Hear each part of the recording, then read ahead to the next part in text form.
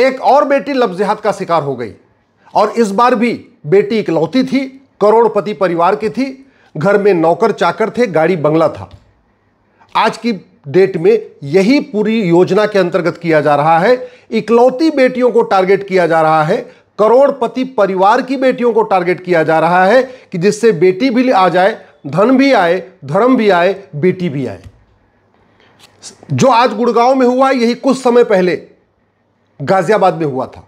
अग्रवाल समाज की बेटी, भाई था नहीं, पिता का बड़ा कारोबार, करोड़पति थे, कोठी थी, गाड़ी था, बंगला था, और उस बेटी को भी टारगेट किया। अंत में बेटी ने मजबूर होकर आत्महत्या कर लिया। बड़े प्लान्ड वे में वैश्य परिवार की, अग्रवाल समाज की, माहेश्वरी समाज की, जैन समाज की, सक्षम परिवारों की बेटियों को टारगेट किया जा रहा है। और उन बेटियों को टारगेट किया जा रहा है जिसके या तो भाई नहीं है, या अगर बहन है भी तो एक बहन है बस। ये पूरे भारत में चल रहा है। और इसमें केवल ऐसा नहीं कि बिजनेस परिवार, कई सारे आईएएस भी इसके उसमें चपेट में आ चुके हैं। कई सारे आईएएस की बेटियां भी लव जिहाद का शिकार हो गई, कई प्रोफेसर की बेटियां लव जिहाद का शिकार हो गई हैं, कई डॉक्टर इंजीनियर की बेटियां लव जिहाद का शिकार हो गई हैं। बस देखा यह जा रहा है कि खूब पैसा हो, करोड़पति परिवार हो और बेटी इकलौती हो। अब इस पे पूरे देश में चर्चा हो रही है। नेता, अभिनेता, लेखक, बुद्धिजीवी, पत्रकार, कलमकार खूब बता रहे हैं कि हाँ भाई लव जिहाद का शिकार हो गई है, पिता ने बेटी को गोली मार दिया, सब बता रहे हैं। ये कोई पहली घटना नहीं है, हर हफ्ते एक आध दो घटना ऐसी होती रहती है। लेकिन कोई भी लव जिहाद के मूल कारण और अस्थायी समाधान को नहीं बता रहा है। मैं ये पूछ रहा हूं, जितना लव जिहाद भारत में हो रहा है, इतना चीन, जापान, सिंगापुर, कोरिया में है क्या? जितना लव जिहाद भारत में हो रहा है, इतना अरब, दुबई, कुवैत, बहरीन में है क्या? 5 लाख बेटियां हर साल गायब हो रही हैं, 5 लाख।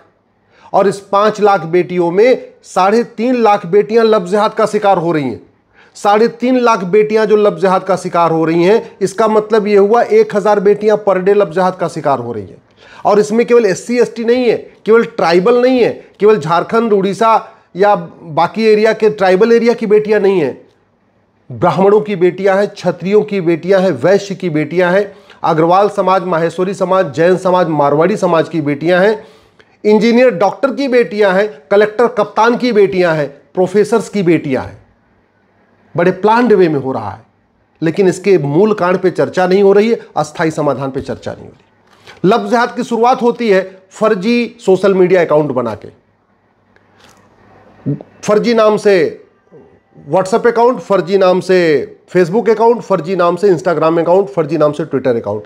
मैं ये पूछ रहा हूं, इस फर्जी वायरस को रोकने के लिए BNS में एक नया चैप्टर क्यों नहीं जोड़ा जा रहा है? क्यों नहीं हम फर्जी अकाउंट को सीरियस क्राइम डिक्लेयर कर रहे हैं कि जो आदमी गलत नाम से फेसबुक, ट्विटर, इंस्टाग्राम या किसी भी सोशल मीडिया पे अकाउंट पे गलत नाम छापेगा, गलत नाम से अकाउंट बनाएगा, उसको 10 से 20 साल सजा होगी। हम ये काम कर दें, फर्जी अकाउंट खत्म, फर्जी अकाउंट खत्म, तो लव जिहाद में फंसने का आधा खतरा खत्म। दूसरा लव जिहाद क्यों हो रहा है? लव जिहाद इसलिए हो रहा है क्योंकि ये जिहादी फर्जी आधार बनवा लेते हैं। आधार क्यों बन रहा है? क्योंकि आधार 2000 रुपए में बन जाता है। जिस जिहादी को 10 लाख 15 लाख रुपए मिल रहा है बेटी को फंसाने के लिए, उस जिहादी को 2000 रुपए खर्च करके आधार बनवाने में कोई दिक्कत थोड़ी है, वो तो बनवा लेगा। और जब से ये आधार का काम प्राइवेट लोगों को दिया गया है, तब से ये धड़ल्ले से फर्जी आधार बन रहा है। मैं पहले भी कई बार कह चुका हूं, पोस्ट ऑफिस को आधार का नोडल सेंटर बनाइए। आधार केवल पोस्ट ऑफिस पे बनना चाहिए और कहीं नहीं बनना चाहिए। पोस्ट ऑफिस सेंट्रल गवर्नमेंट के अंडर में है। पोस्टमैन के पास कोई काम नहीं है, पोस्ट ऑफिस में कोई काम नहीं है, तो कम से कम पोस्ट ऑफिस को 2 काम दे दीजिए कि आधार पोस्ट ऑफिस में बनेगा, वोटर ID पोस्ट ऑफिस में बनेगी। पोस्टमैन को वहां के गांव के बारे में सबको पता होता है, वो पूरी तरीके से जांच परख के काम करेगा। पोस्टमैन पैसा लेने से पहले 10 बार सोचेगा, क्योंकि गवर्नमेंट का एम्प्लॉई है। ये प्राइवेट लोग तो 2-2 हजार बनाते चले जा रहे हैं। इस पे चिंता करनी पड़ेगी। अगर हमें लव जिहाद रोकना है तो फर्जी अकाउंट को गंभीर अपराध घोषित करने के साथ साथ फर्जी डॉक्यूमेंट बनाने और फर्जी डॉक्यूमेंट बनवाने को गंभीर अपराध घोषित करना पड़ेगा, तब जाके लव जिहाद रुकेगा। लव जिहाद अगर हमें रोकना है तो सबसे पहले फंडिंग रोकनी पड़ेगी। अरे ब्राह्मण क्षत्रिय बेटियों का 15 लाख रुपए रेट है, खुला रेट है। कि ब्राह्मण की बेटी को पटा लो, क्षत्रिय की बेटी को पटा लो, सिख की बेटी को पटाओ, अग्रवाल समाज, जैन समाज, माहेश्वरी समाज की बेटी को पटाओ, मारवाड़ी समाज की बेटी को पटाओ, किसी डॉक्टर इंजीनियर की बेटी को पटाओ, किसी प्रोफेसर की बेटी को पटाओ, किसी कलेक्टर कप्तान की बेटी को पटाओ, 15 लाख रुपए मिलेगा। 15 लाख रुपए में 5-6 लाख रुपए की वो बच्ची से बाइक खरीद लेता है, 1-2 लाख रुपए में अच्छे अच्छे कपड़े खरीद लेता है, खूब चश्मा उस्मा खरीद लेता है और फिर उस बेटी की चक्कर लगाना शुरू कर देता है।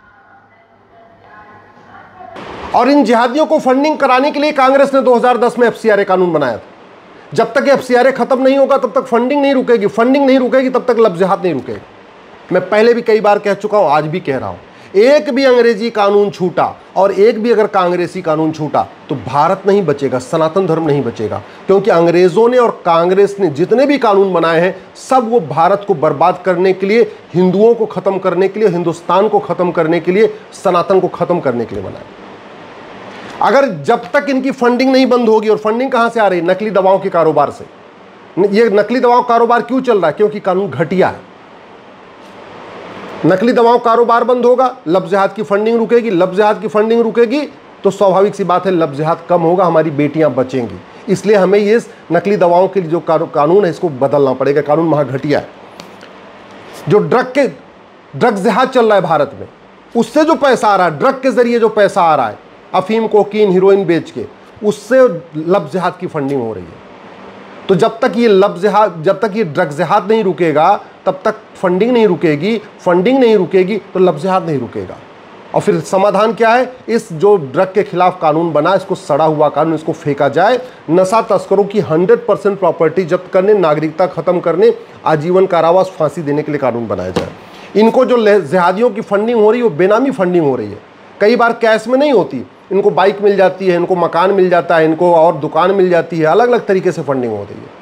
और इसलिए इस बेनामी वाला जो कानून है, ये सड़ा हुआ कानून, इसको बदलना पड़ेगा। इस जिहादियों की फंडिंग ब्लैक मनी से हो रही है, जो भारत के अंदर ब्लैक मनी जनरेट हो रही है। और ब्लैक मनी तब तक नहीं बंद होगी जब तक 100 रुपये से बड़ी नोट बंद नहीं होगी और 5000 रुपये से महंगे सामान का कैश लेन देन नहीं बंद होगा। ये जिहादियों की फंडिंग हवाला के जरिए हो रही है, हवाला के जरिए फंडिंग हो रही है। और ये हवाला कारोबार तभी बंद होगा जब 100 रुपये से बड़ी नोट बंद होगी, 5000 रुपये से महंगे सामान का कैश लेन बंद होगा और हवाला कारोबारियों की 100% प्रॉपर्टी जब्त करने, नागरिकता खत्म करने और फांसी देने के लिए कानून बनेगा। अगर ये लफ्ज़ जिहाद रोकना है तो जो वक्फ बोर्ड 40 लाख एकड़ ज़मीन पे कब्जा करके बैठा हुआ है और उससे जो पैसा कमा रहा है उसको बंद करना पड़ेगा। अगर हमें लफ्ज़ जिहाद रोकना है तो मज़ार, दरगाह, पक्का कब्रिस्तान की इसकी ऑडिट करानी पड़ेगी। लफ्ज़ जिहाद अगर हमें रोकना है तो इसको हमें राष्ट्र की सुरक्षा के लिए खतरा घोषित करना पड़ेगा, जिहादियों पे एनएसए लगाना पड़ेगा। लफ्ज़ जिहाद हमें रोकना है तो इसे अनलॉफुल एक्टिविटी डिक्लेयर करना पड़ेगा, क्योंकि हमारी देश की एकता अखंडता के लिए खतरा है। और जिहादियों और उनके मददगारों पे यूएपीए लगाना पड़ेगा। लफ्ज़ जिहाद अगर हमें रोकना है तो इसे ऑर्गेनाइज क्राइम डिक्लेयर करना होगा और जिहादियों और उनके मददगारों पे ऑर्गेनाइज क्राइम की धारा लगानी पड़ेगी। अगर हमें लफ्ज़ जिहाद रोकना है तो इन जिहादियों का narco polygraph brain mapping test करके पूछना पड़ेगा कि कौन कौन है तुम्हारे पूरे सिंडिकेट में। एक आदमी जो सामने दिखता है लफ्ज़ जिहाद करता वही नहीं होता, उसके कम से कम 10 आगे 10 पीछे भी होते हैं। पूरा गैंग होता है इनका, और वो गैंग का नाम नहीं बताता। कैसे बताएगा? बताएगा तब जब नार्को पॉलीग्राफ ब्रेन मैपिंग कानून बनेगा। इन जिहादियों को पकड़ के इनका narco polygraph brain mapping test होगा और टेस्ट करके पूरे गैंग के बारे में पता किया जाएगा और पूरे गैंग को जेल में डाला जाएगा। पूरे गैंग की प्रॉपर्टी जब्त होगी। जब पूरे गैंग को सजा मिलेगी तब जाके लफ्ज़ जिहाद रुकेगा। लफ्ज़ जिहाद रोकना है तो हमें इस घटिया नागरिकता वाले कानून को बदलना पड़ेगा, जो 1955 में बना था, नेहरू जी ने बनाया था। हमें लफ्ज़ जिहादियों की नागरिकता ख़त्म करने के लिए इसमें प्रावधान करना पड़ेगा। जो आदमी लफ्ज़ जिहाद करे उसकी नागरिकता ख़त्म कर दीजिए, उसके पूरे परिवार की नागरिकता ख़त्म कर दीजिए, तब जाके खौफ पैदा होगा। लफ्ज़ जिहाद रोकना है तो ये जिहादी जो पैसा दे के थानेदार को गलत जांच करवा लेते हैं, बाद में पैसा दे के जज से गलत फैसला लेते हैं, तो पैसा दे के बाद में ज़मानत ले लेते हैं, इस भ्रष्टाचार वाले कानून को बदलना पड़ेगा। ये जितना जमानत मिल जाती है, सबूत के अभाव में छूट जाते हैं, ये दुनिया भर का जो चलता है, ये सब उसका मूल कारण है भ्रष्टाचार, और भ्रष्टाचार का मूल कारण है घटिया कानून। अगर हमें लफ्ज़ जिहाद रोकना है तो पहले माइनॉरिटी मेजॉरिटी का कॉन्सेप्ट ख़त्म करना पड़ेगा। इनको जो माइनॉरिटी के नाम से प्रोटेक्शन मिला हुआ है इसे हमें बंद करना पड़ेगा। कोई ज़रूरत नहीं माइनॉरिटी मेजॉरिटी की। कहीं संविधान में नहीं लिखा है कि माइनॉरिटी कमीशन बनाओ, माइनॉरिटी फिल्म मिनिस्ट्री बनाओ और मज़हब के आधार पर लोन दो, मज़हब के आधार पर वजीफ़ा दो। संविधान तो इसका विरोध करता है।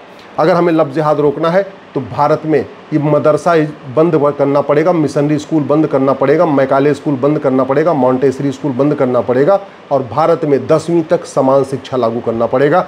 सभी 16 साल तक के बच्चे केवल और केवल भारतीय भाषा में पढ़ेंगे, भारतीयों के बारे में पढ़ेंगे, भारतीय महापुरुषों के बारे में पढ़ेंगे और कोई न विदेशी भाषा पढ़ेगा, न विदेशी किताब पढ़ेगा, न विदेशी रिलीजन के बारे में कुछ नहीं, सब केवल भारतीय। तब जाके लफ्ज़ जिहाद रुकेगा। और लफ्ज़ जिहाद रोकना है तो सबसे पहले हमें एक पुलिस चार्टर लागू करना पड़ेगा कि एक घंटे के अंदर FIR हो और 1 महीने के अंदर जांच पूरी हो। जुडिशल चार्टर लागू करना पड़ेगा कि जज की अकाउंटेबिलिटी होगी कि वो साल भर के अंदर फैसला दे, justice within year, justice for all. जब हम इसको करेंगे तब लफ्ज़ जिहाद रुकेगा। नहीं तो एक बार याद रखना, कितना भी मजबूत पेड़ हो, एक एक डाल काटते जाइए, एक दिन पेड़ खत्म हो जाएगा। कितना भी बड़ा तालाब हो, एक एक बाल्टी पानी निकालते जाइए, एक दिन तालाब सूख जाएगा। कितना भी आपके बैंक के खाते में पैसा हो, पर डे कुछ न कुछ निकालते जाइए, एक दिन आपका बैंक का खाता खाली हो जाएगा। जो काम हमारे पूर्वजों ने किया अफगानिस्तान में, अगर वही काम हम आज भी करते रहेंगे तो ख़त्म हो जाएंगे। जो काम हमारे पूर्वजों ने पाकिस्तान में किया, हम भी वही काम करते रहेंगे तो ख़त्म हो जाएंगे। जो काम हमारे पूर्वजों ने बांग्लादेश में किया, हम भी वही काम करते रहेंगे तो ख़त्म हो जाएंगे। 9 राज्यों से ख़त्म हो चुके हैं, 800 जिलों में से 200 जिलों में ख़त्म हो चुके हैं, 6000 तहसीलों में से 1500 तहसीलों में ख़त्म हो चुके हैं। और लफ्ज़ जिहाद के कारण पर डे 1000 बेटियां कम हो रही हैं। याद रखना, अगर मैं जिन कानूनों की बात मैं कर रहा हूं, अगर इनको बना दिया गया 90% लफ्ज़ जिहाद रुक जाएगा। और अगर ये कानून नहीं बने तो 25 साल के बाद आपके यहाँ भी बहुत भयानक शुरुआत होगी, आपके घर में भी भयानक शुरुआत होगी।